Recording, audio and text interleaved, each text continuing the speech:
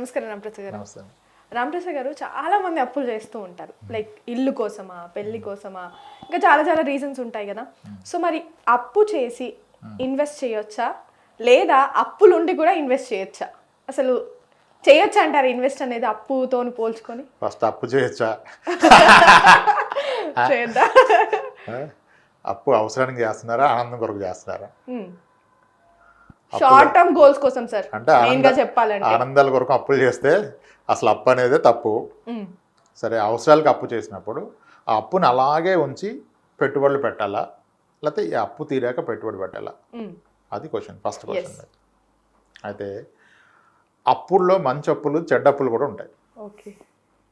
కొన్ని మంచి అప్పులు ఉంచుకోవాలి. ఇప్పుడు ఎగ్జాంపుల్ అంటే అదే ఎగ్జాంపుల్ చెప్తాను. దానికంటే ముందుగా బాడీలో బ్యాడ్ కొలెస్ట్రాల్, గుడ్ కొలెస్ట్రాల్ ఉంటుందా? కొలెస్ట్రాల్ కదా అని గుడ్ కొలెస్ట్రాల్ తీసేయకూడదు కదా. అలాగే అప్పుల్లో కూడా కొన్ని మంచి అప్పులు ఉంటాయి, వాటిని ఉంచుకోవాలి. దానికి best example home loan. Home loan అనేది ఒక మంచి అప్పు, దాన్ని తీర్చకూడదు. కానీ అందరూ ఫోకస్డ్గా హోమ్ లోన్ ఫస్ట్ తీస్తారు. క్రెడిట్ కార్డ్ అప్పు అయినా ఉంచుకుంటాడు కానీ హోమ్ లోన్ అప్పు ఉంచుకోరు ఎవరు. హోమ్ లోన్ తీరితే అది ఒక అచీవ్మెంట్ అనమాట. అది తీర్చడమే తప్పు. కొన్ని వీడియోలు చేసాం మనం. ఓకే, అయితే అప్పు ఉంచుకొని కూడా ఇన్వెస్ట్మెంట్ చేయాలంటే సింపుల్ అండి, వెరీ సింపుల్. అందరికీ అర్థం విధంగా చెప్పాలంటే, ఇప్పుడు నేను అప్పు తెచ్చుకున్నాను ఒక దగ్గర, నా ఫ్రెండ్ నాకు ఇచ్చాడు, రూపాయి వడ్డీకి ఇచ్చాడు. రూపాయి వడ్డీకి ఇచ్చాడు. వాడికి ఎటువంటి కంగారు లేదు, క్లియర్గా చెప్పాడు, మామ నీ దగ్గర డబ్బులు ఉన్నప్పుడే ఎవరా అప్పటిదాకా రూపాయి వడ్డీ కట్టని చెప్పాడు. కొంతమంది ఏంటంటే మంత్లీ ఇంట్రెస్ట్ పే చేస్తే చాలు, అమౌంట్ ఎప్పుడైనా కట్టేసి. జస్ట్ ఎగ్జాంపుల్ కోట్ చేస్తున్నా, రూపాయి వడ్డీ తెచ్చుకొని చెప్పాడు. ఇప్పుడు నా దగ్గర డబ్బులు ఉన్నాయి, ఇస్తే నా రూపాయి వడ్డీ తీరిపోద్ది. ఇప్పుడు నాకు ఇంకో ఫ్రెండ్ ఉన్నాడు, వీడు కూడా చాలా స్ట్రాంగ్. వీడు 2 రూపాయలు వడ్డీ తీసుకుంటా అంటున్నాడు నా దగ్గర.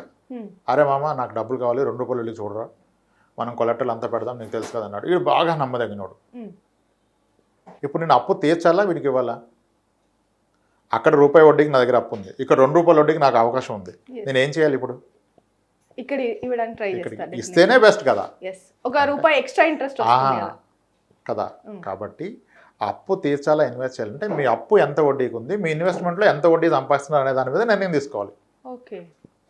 తక్కువ వడ్డీలో ఉన్న అప్పుల్ని ఉంచుకోవాలి, ఎక్కువ వడ్డీలో ఉన్న అప్పుల్ని తీర్చేసుకోవాలి. అంతేగాని అప్పు అప్పే, పెట్టుబడి అని చెప్పేసి ఈ మధ్య అందరూ పొలవమని పెడేస్తున్నారు. మ్యూచువల్ ఫండ్స్లో పెట్టేస్తాం, అద్భుతాలు జరిగిపోతాయి అని జరగదు. పర్సనల్ లోన్ తీసుకొని మ్యూచువల్ ఫండ్లో పెట్టాలని కూడా అవుతున్నారు. ఎందుకంటే పర్సనల్ లోన్ నాకు 11-12% వస్తుంది సార్, మ్యూచువల్ ఫండ్లో 20 వస్తుంది కదా అంటారు. ఎవరు చెప్పారు 20 వస్తుందని?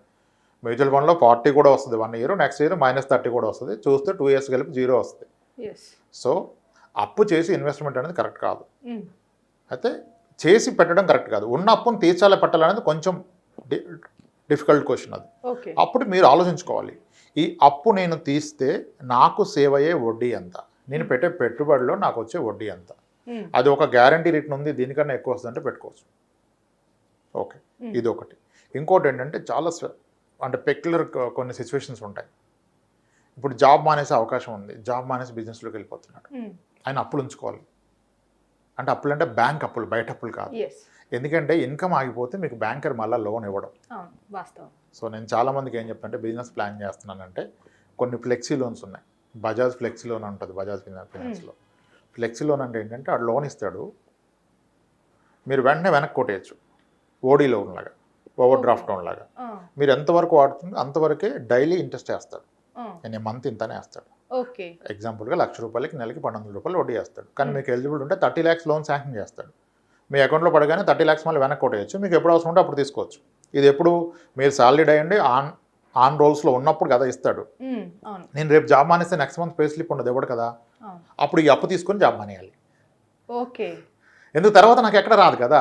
ఇప్పుడు వీడు నాకు 12.4% ఇస్తున్నాడు ఫ్లెక్సీ లోన్, ఓడీ లోను, మరి బయట ఎవడు ఇస్తాడు నాకు 12%? సో కాబట్టి అటువంటి అప్పుడు కొన్ని అప్పులు అంటే పరిస్థితిని బట్టి పూర్తిగా, ఇది వ్యక్తికి అసలు సంబంధం ఉండదు, పరిస్థితి. ఓకే, అలా నేను బిజినెస్ పెడితే మళ్ళీ సరిపోతే అప్పు తెచ్చుకోవాలి, అప్పుడు అప్పు రాదు కదా. ముందే ఎక్కడైతే అప్పు వెసులుబాటు ఉందో అక్కడ తీసి లోయర్ ఇంట్రెస్ట్లో లాక్ చేసి పెట్టుకోవాలి. తర్వాత వస్తే చాలా ఎక్కువ మొత్తంలో వడ్డీలో తెచ్చుకోవాలి కదా. వడ్డీ అనేది క్రిటికల్ అండి. అప్పు తీర్చాలా, ఇన్వెస్ట్ చేయాలంటే వడ్డీ ఆల్ ఇట్ మ్యాటర్స్. ఏ రాయితో కొట్టుకున్నారనేది చూసుకోవాలి. ఓకే, చూసుకోవాలి. కొంచెం చిన్న రాయి అయితే బెస్ట్ కదా, ఒకటే పని ఉంటుంది, దాన్ని ఓడకూడదు. అలా చూసుకోవాలి. అలా చూసుకొని అప్పుని, ఇన్వెస్ట్మెంట్ని ఫస్ట్ బాటమ్ లైన్ ఎంత పర్సంటేజ్ అనేది, ఆ పర్సంటేజ్ క్యాలిక్యులేషన్ చాలా బ్యాడ్గా చేస్తారు అందరు. ఇప్పుడు అన్నిటికంటే చెత్త అప్పు ఏదంటే క్రెడిట్ కార్డ్ అప్పు. క్రెడిట్ కార్డు అప్పు కన్నా వాడు కిడ్నీ అమ్ముకోవడం బెస్ట్. ఎందుకంటే క్రెడిట్ కార్డు అప్పులో వేసే వడ్డీ నెలకి 3-4% వేస్తాడు. 3-4% వడ్డీ వేస్తాడు. 4% అంటే పర్ ఇయర్ ఎంత 50-60% వడ్డీ పడుతుంది. అంతకంటే ఘోరమైన అప్పు ఇంకోటి లేదు. కానీ మన ఇప్పుడు తీసుకున్న వ్యక్తి అనుకుంటే నేను తీసుకుంది 80,000 1600 కడుతున్నాను కదా అంటాడు. ఈయన 2200 కదా కడుతున్నాడు. పర్సంటేజ్ లెక్క లేరు వీళ్ళు, అబ్సల్యూట్ చూసుకుంటారు. 1,00,000కి 3,000 కట్టచ్చులో ఏముంది అనుకుంటాడు. అది ఇయర్లీ వడ్డీ ఎంత చూడరు అనమాట. లోన్ తీసుకున్నప్పుడు మాత్రం వడ్డీ ఎంత అని చూస్తారు. ఈ మినిమం బ్యాలెన్స్ కట్టినప్పుడు చూడడం. ఓకే, సో ఫస్ట్ మీరు ఆ వడ్డీ ఎంత అనేది కరెక్ట్గా పట్టుకోవాలి. యాన్యువల్లీ ఇంట్రెస్ట్ ఎంత కడుతున్నారు. ఓకే, సో ప్రిఫరబుల్లీ అప్పు ఉండగా అయితే ఇన్వెస్ట్మెంట్ చేయడం మంచిది. ఇక అప్పు చేసి ఇన్వెస్ట్ చేయాలంటే అది చాలా తప్పు. పర్సనల్ లోన్ తీసుకొని మ్యూచువల్ ఫండ్ పెట్టగానే తప్పు ఇంకోటి లేదు. కానీ ఫ్యూ పీపుల్ ఏమనుకున్నారంటే మార్కెట్ లోలో ఉంది, ఒక 10 lakhs పర్సనల్ లోన్ వస్తుంది కదా తీసుకొని పెట్టేద్దాము, అది పెరిగిపోద్ది అనుకుంటున్నారు. కానీ మార్కెట్ లోలో ఉందా హైలో ఉందా పెరుగు తగ్గుతా ఎవరికి తెలియదు. ఈడిస్తే మాత్రం గ్యారంటీగా 12.5% ఇంట్రెస్ట్ కడుతూనే పోవాలి. ఓకే, సో అప్పు చేసి అయితే ఇన్వెస్ట్మెంట్ చేయొద్దు.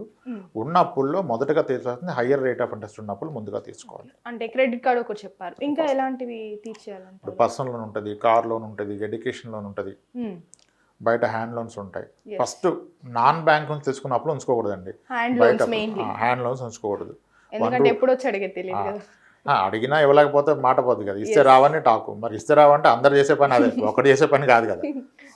ఓకే, దీనికి కూడా మీకు ఒక ఎగ్జాంపుల్ ఇస్తాను. ఒక 6 years బ్యాక్ ఒక క్లయింట్ వచ్చారు నా దగ్గరికి. ఆమె చిట్టీలు నడిపారు ఆమె. ఓకే, చిట్టీల్లో కోవిడ్ టైంలో ఆమెకు ఒక 5 చిట్టి ఎగ్గొట్టారు. కానీ చిట్టి ఆర్గనైజర్ ఎప్పుడు కూడా, మనం ఎప్పుడు ఆర్గనైజర్లే మోసం చేస్తాం అనుకుంటాం. చిట్టి వేసినోడు కూడా మోసాలు చేస్తాడు. చిట్టి పాడుకునేవాడు వేసేవాడు కూడా మోసాలు చేస్తాడు. కానీ చేస్తే ఆర్గనైజర్ చెప్పుకోలేడు. 4 ఎగ్గొట్టేశారని చెప్తే అనుమానం వచ్చి ఉన్న వాళ్ళంతా ప్రజలు పెట్టి డబ్బులు తీసుకుంటారు కదా. ఆమె చెప్పకుండా మేనేజ్ చేశారు చివరి దాకా. చివరిలో ఇవ్వలేదు కదా, ఈమె డిఫాల్ట్ అయిపోయింది. ఓకే, అప్పుడు విపరీతమైన ప్రెజర్ పెట్టేస్తే ఈమె అప్పులు తెచ్చి ఇచ్చేసింది. దెబ్బతో చిట్టి ఎత్తేసింది.